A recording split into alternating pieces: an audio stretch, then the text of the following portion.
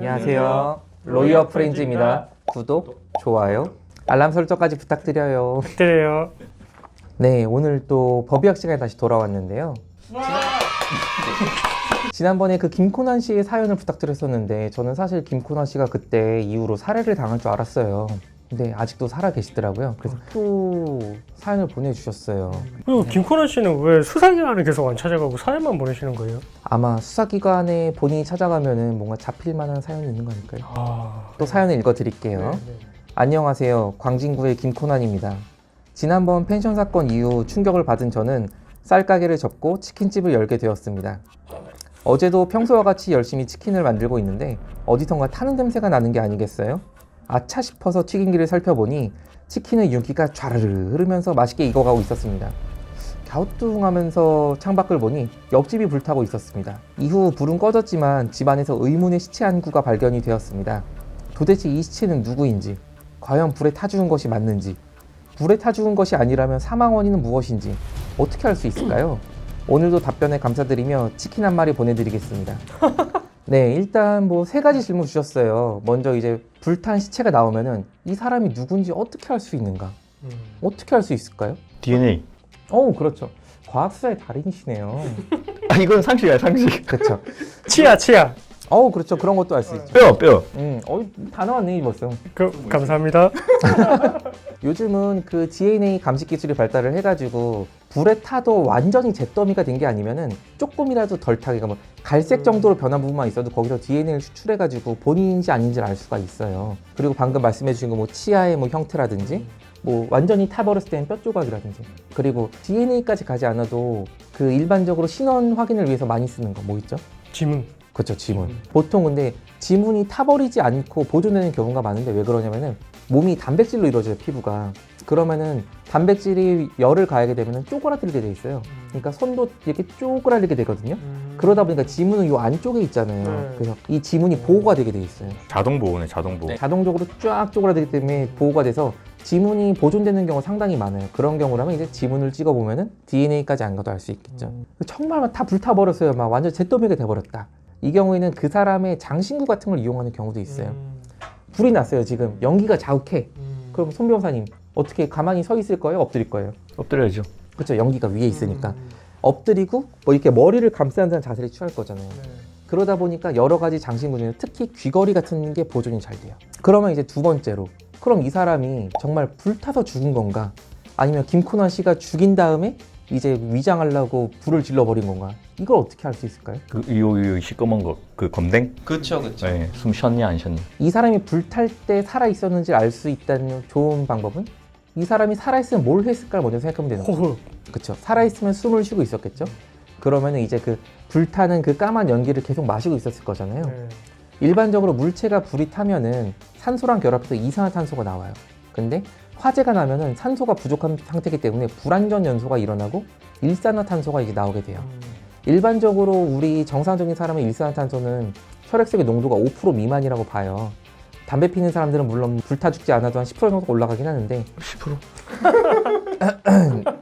보통 이제 불타 죽은 사람 같은 경우에는 불타 죽기 전까지 연기를 많이 마시기 때문에 보통 한 25% 위 정도로 나와요. 그래서 피 속에 일산화탄소가 많으면은 불타 죽었구나. 그리고 손 변호사님 말씀하신 것처럼 검은 연기를 많이 들이마시니까 코 주변에 이제 거뭇거뭇한 게 많아요. 코 주변부터 해가지고 기도가 쭉 꺼먹게 되는 경우가 많죠.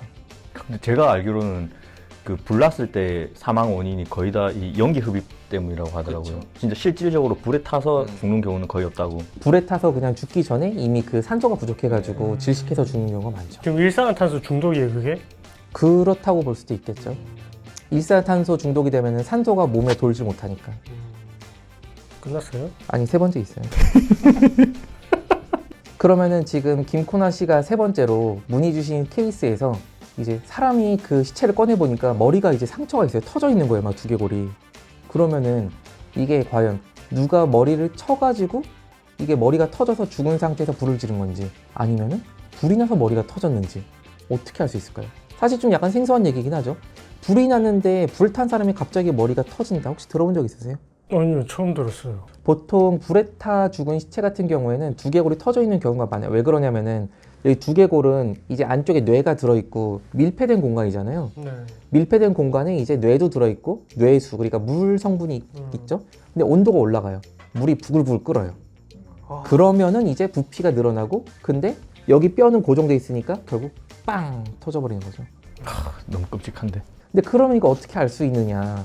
이제 뭐 먼저 누가 뭐 망치로 머리를 쳐가지고 두개골이 깨진 건지, 아니면 뇌수가 끓어가지고 머리가 터진 건지, 사실 아, 어떻게?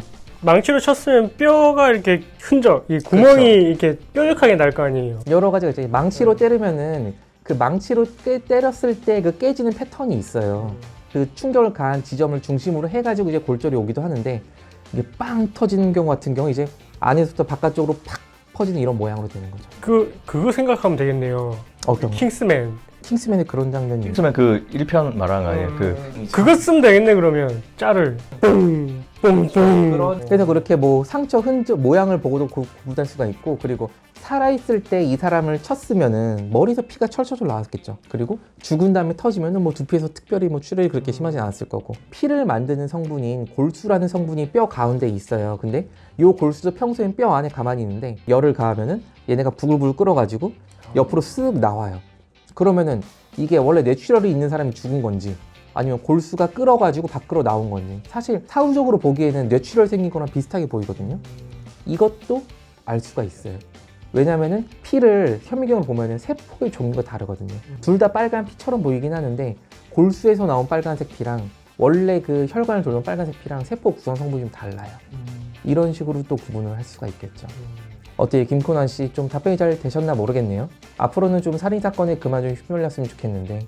그리고 처음에 닭 한 마리만 주시다고 했는데 저희 3명이잖아요. 저희는 1인 1닭을 하는 사람이기 때문에 3마리 정도 보내주시면 좋겠네요. 파닭으로. 예, 부탁드리면서 오늘 이만 마치도록 하겠습니다. 감사합니다. 치킨 주세요. 바닥으로. 영상 재밌게 보셨나요? 저희가 준비한 또 다른 재밌는 영상을 보시려면 이쪽으로 가시면 되고요. 구독 눌러주실 거죠? 구독은 무제니까요.